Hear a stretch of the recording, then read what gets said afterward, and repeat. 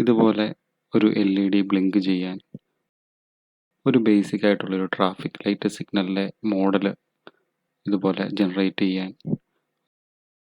Ultrasonic sensor ഉപയോഗിച്ച് വളരെ അടുത്തൊരു ഒബ്ജക്റ്റ് ഡിറ്റക്റ്റ് ചെയ്യുമ്പോൾ ഇതുപോലെ ഒരു ബസർ ഓൺ ആക്കാൻ, ഒരു അൾട്രാസോണിക് സെൻസർ ഉപയോഗിച്ച് ഒരു ഡ്രംസ് സൗണ്ട് ക്രിയേറ്റ് ചെയ്യാൻ.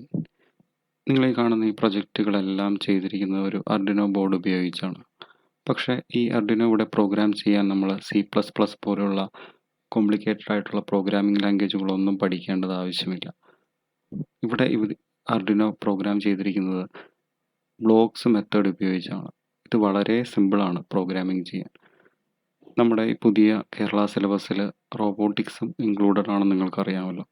ആ സിലബസിൽ ഇതുപോലെയുള്ള പ്രൊജക്റ്റുകൾ ചെയ്യാനുണ്ട്. ഈ പ്രൊജക്റ്റുകളെല്ലാം ചെയ്യുന്നത് പിക്ടോബ്ലോക്സ് എന്നുള്ള സോഫ്റ്റ്വെയർ ഉപയോഗിച്ച് ബ്ലോക്ക് മെത്തേഡിലൂടെയാണ്. ബ്ലോക്സ് മെത്തേഡിലൂടെ പ്രോഗ്രാം ചെയ്യാനായി വളരെ എളുപ്പമാണ്. ഇതുപോലെ അർഡിനോ ബോർഡും പിക്ടോബ്ലോക്സ് സോഫ്റ്റ്വെയർ ഉപയോഗിച്ച് ചെയ്ത കുറേ പ്രൊജക്റ്റുകൾ ഞാൻ എൻ്റെ ഇലക്ട്രോ എന്ന യൂട്യൂബ് ചാനലിൽ അപ്ലോഡ് ചെയ്തിട്ടുണ്ട്.